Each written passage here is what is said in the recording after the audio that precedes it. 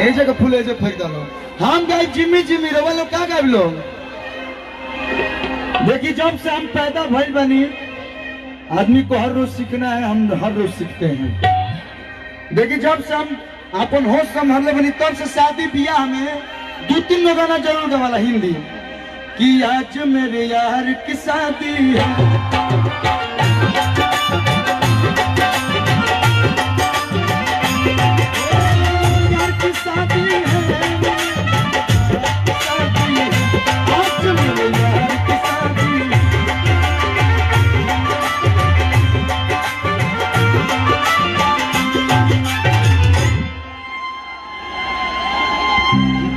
मतलब हमें जना आए वो नागिन धुन बजा दिया भैया, एगो नागिन धुन हमने के गाँव और चाचा जी हमने के गाँव और देश भैया डांसर पर लड़का ध्यान ना दे लेकिन लवंडा पर ज्यादा ध्यान दे।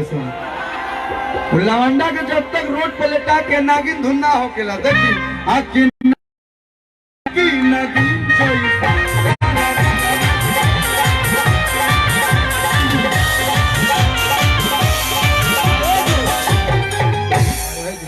आज इस सही में नागिन।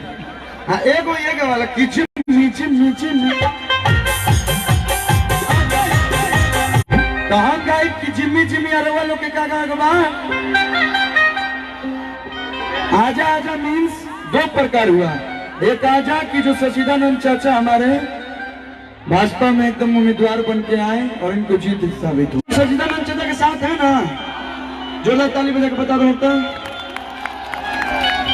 हमारा तो अभी गुस्सा होता है पिछड़ा विरोधी पार्टी वाला कहा भैया दिक्कत तो ना जियो, हम जो भी मजाक करें सीरियस मत लीजिएगा, घर जाके भूला जाइएगा। कहा गया कि तहरा दुआरा पे बाजत होई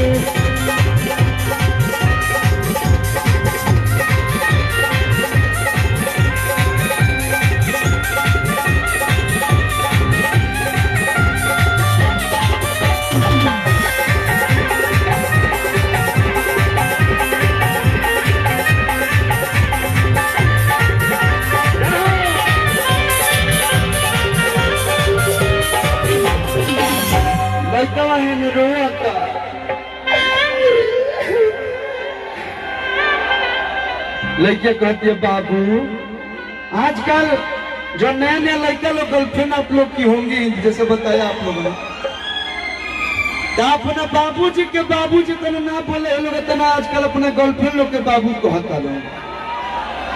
एगो प्यार से काला कौन चीज सोना कटोरा, कुछ दिन ऐसा नहीं कि कहे से हलो ये हमार पीतर, ये हमार कलछू, ये हमार पतेली, ये हमार कराही, लेकिन बाबू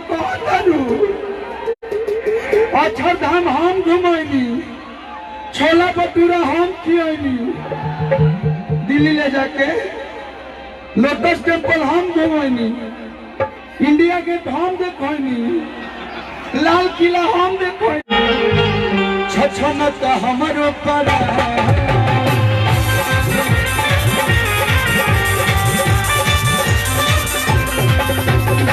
वही का दुनिया जहां हमारी के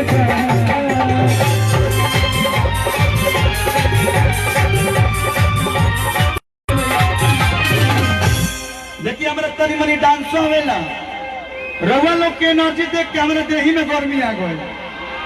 तनी मनी डांस करती भैया इन्हें ना देखी हमारा हम सब ना आवे यही प्रधान आजकल तो चाहता नहीं कि तनी मनी हम कोमर हिलाइए। चाचा बुलाए हैं तो भतीजवा नाचेगा ना जी।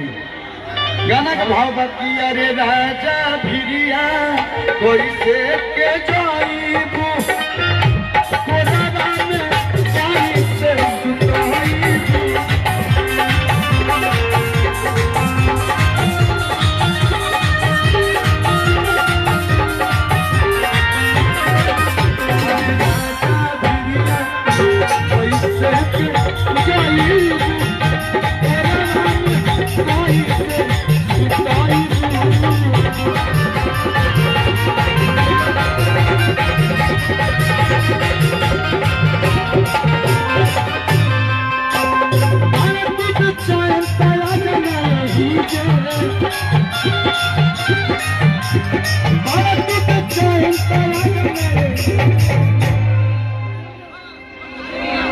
मार के फूल तो धूल उड़ा देता हूँ कहाँ कहाँ। मान के नहीं प्यार करते हैं आप लोग, लेकिन फूल मत मारिए बस। हाँ ये अच्छा लग रहा है स्टेज पे, होने से कई तरह की स्पीड में होता है, कोनो हाथ पर लगाता है, कोनो नाक पर लगाते हैं। बियाह शादी नहीं कब इलाकी में कुछ हो जाता हो। हाँ बोलिए सर। हाँ जी। कि तहरा दुआरा पर बाजत होई डीजे, आप लोग बजा रहे हैं, भाई लोग की आवाज नहीं सुनाई दे। जिम्मी जिम्मी आप लोग के आ जा कि तहरा दुआरा पर बाजत होई डीजे, जिम्मी जिम्मी जिम्मी। तू तो बेचैन तो के रख दिया ना।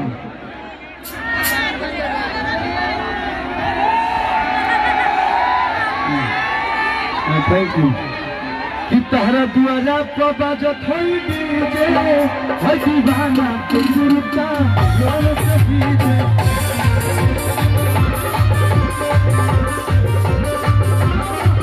तहरा दुआरा पर बाजत होई डीजे, हर दीवाना के गुरुता लोग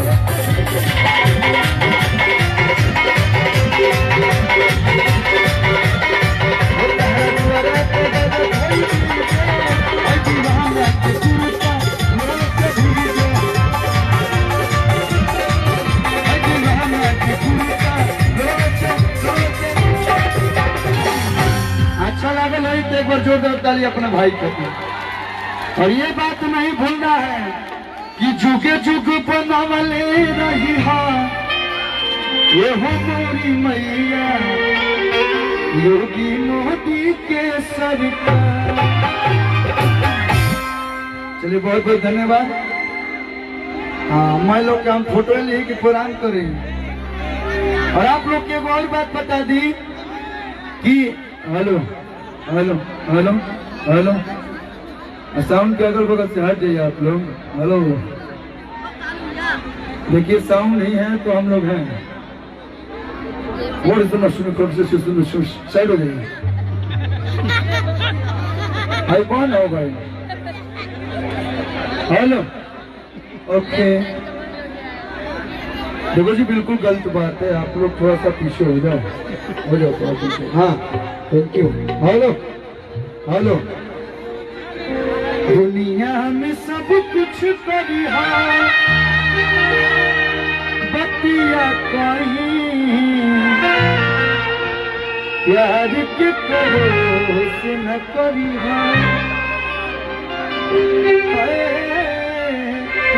हेलो। तब निशो जी को बुला दिया ना। एक बात और बता दें, अवधेश भैया तो हमने के मानी सचिदानंद चाचा से जुड़ल बनी, यहाँ के जुड़नी, लेकिन ये कार्यक्रम खातिर निशा जी भी बहुत पहला बार व्यास प्रयास के लिए हमारा पेजा ले आए खातिर।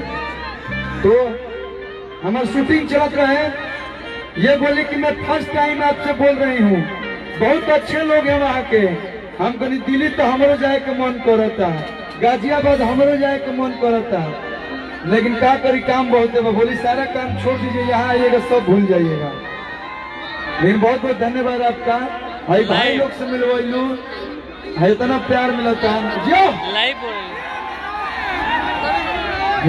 हेतु चुकी रही तब से वो लोग देखा था नहीं लोग। आज कलुआ तनी मनी सयान हो गए, जवान हो गए। और ये आप लोग का प्यार मिलता रहा तो हम ज्यादा बोले ना, लेकिन जब तक जीवन रही, जब तक के शरीर में सांस चलत रही, तब तक वो लोग की सेवा करते हैं, गाना गा गाते हैं।